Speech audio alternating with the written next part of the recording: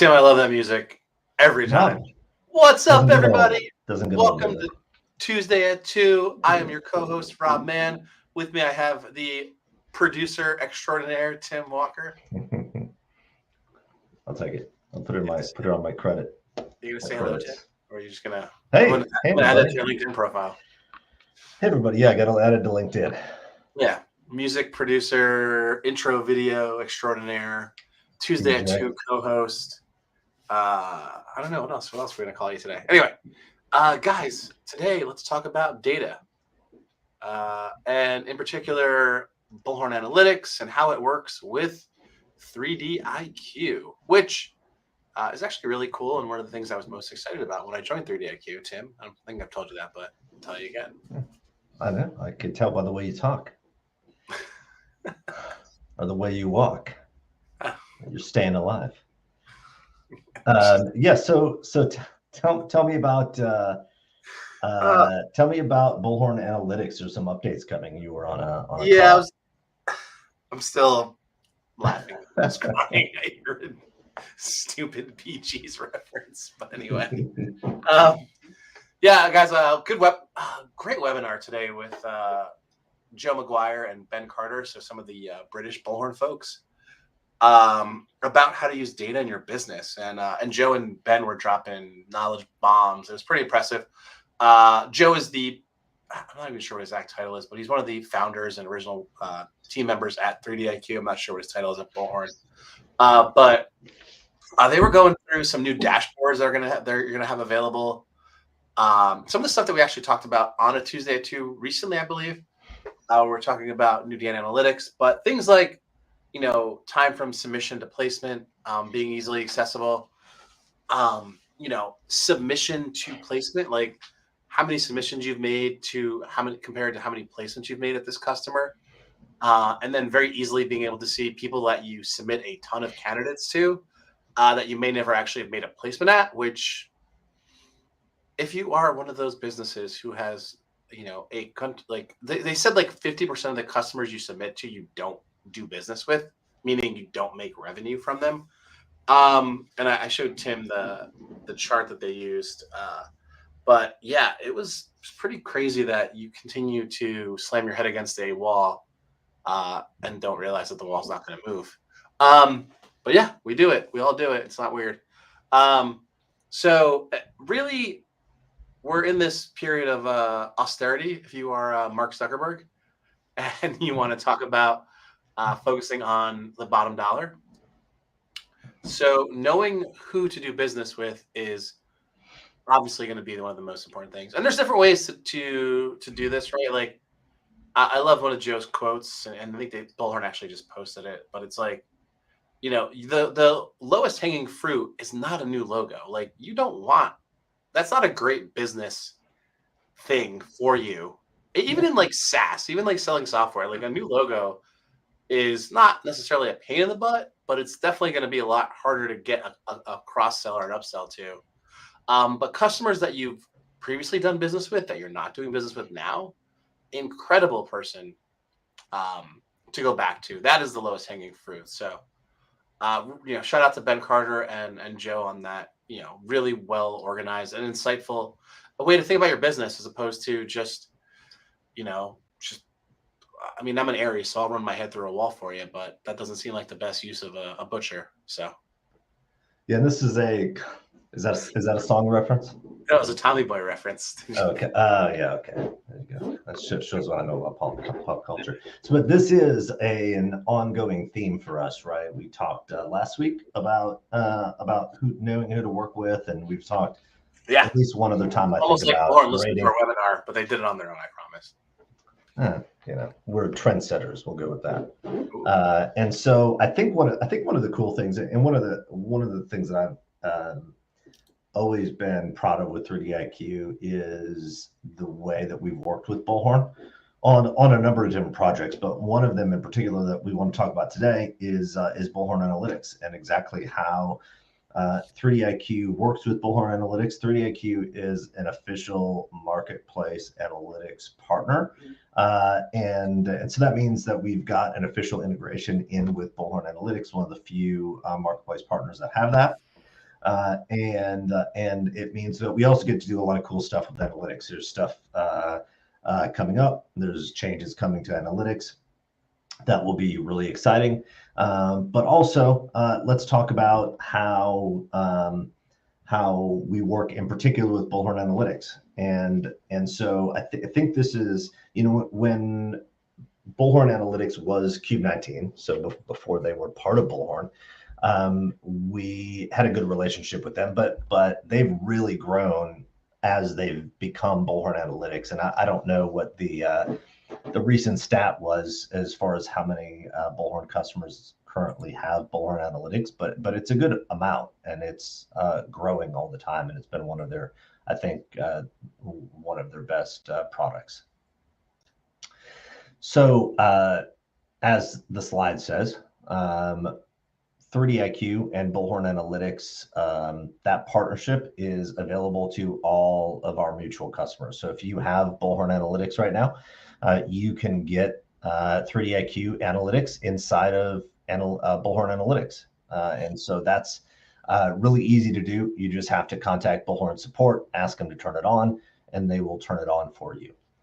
So here are all of the analytics, or all of the notes that 3DIQ notes that we track inside of Bullhorn Analytics. So basically how it works is that anytime you or anytime 3DIQ logs a note into Bullhorn,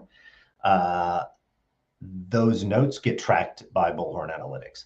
So these include some of the notes that we write, like your view notifications, your feedback notifications, also the client submissions that we log automatically, or that client submission part of the process that we take care of automatically inside of Bullhorn. All of that gets logged, and then you can see those metrics and those reporting notes inside of Bullhorn Analytics. This is a list of all of them. It also includes our skill marketing notes. So if you use 3DIQ skill marketing, you can see, how many skill marketing emails you've sent out, how many feedbacks you've gotten back, how many views you've had on your tear sheets, all of that inside of Bullhorn Analytics. So that's just the raw notes that we're tracking. And I think the other interesting or important thing to mention here with our reporting in particular is that we do write all of those notes into Bullhorn as users in your system. So typically that's going to be your account manager, your job owner, your candidate owner, things like that. So that means that you can actually get all of these analytics and drill down to specific users in your system. So you can understand which of your recruiters, get the most feedback, which of them get the most resume views, which of them submit the most candidates through 3DIQ. And that's a really powerful part of the tool as well, that you're able to manage the business that way. Yeah. Go back one. Going back. So just to kind of recap, right? Maybe the combination of automation and analytics are really helpful to help your team and not do less manual work. We do automatically log notes, and we automatically change the submission status when we send our client submissions. So not only are you not relying on a human being to enter a note to figure out what the hell happened during that day, but now you can actually report off of it better. And then as you continue to use the system, your matching technology will get stronger, and maybe even your generative AI stuff will get stronger, right? Like, again, automation, AI, and reporting all rely on good data, and any system that's going to do stuff for your recruiters, who are the least likely to do the things that you need them to do to make those things valuable, the better off you are. Okay, I'm done now. Yeah, and the important, or one of the potential pitfalls with analytics, Bullhorn Analytics, any analytics platform, is bad data. And so, when you mentioned client submissions or something like that, if your users aren't putting data into Bullhorn, then it can't be tracked, and it's not going to matter, right? You're not going to be able to draw anything substantial from it. And so the fact that 3DIQ automates a lot of those and writes a lot of these notes automatically means that you don't have to rely on a human to have put it into Bullhorn in order to get good reporting out of it. Yep. We don't want to do that. Yeah, next thing to talk about is targets. And so if you're familiar with Bullhorn Analytics, that means targets are essentially goals. And so any 3DIQ metrics you're able to set up as a target. So if you want to set a goal for the number of resume views or skill marketed candidates sent out per week, you can set those targets up either for a division or a group inside of your team, or for individual users. Then they are able to go in and see whether they're on track for the week or for the month, as far as how many resumes you're expecting them to send out, or how much feedback you're expected to get through the system. And then finally here, we can talk about ratios. So I think ratios are cool because you start being able to get into some of those deeper analytics, right? So past that surface level of tallying and understanding the how many of each item you have, that's where we can get into things like your ratio. For example, this is all demo data here, the screenshot you're seeing here, so it's not necessarily entirely filled out.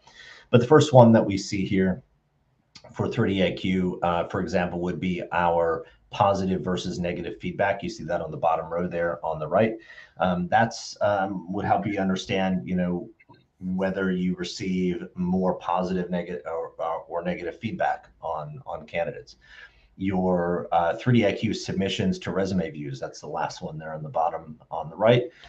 That's an indication of how many times each resume is viewed per client submission. So how many times does a particular client view a resume when it gets sent to them? These are all interesting metrics, I think, that can help you understand and grade clients. It goes back to maybe the beginning here when we talk about what you can actually do with this data. If you can understand which of your clients interact better, give you more positive feedback, review more resumes, look at resumes more than just one time, those are potentially the clients and companies to target when you're looking to expand the business. Yeah.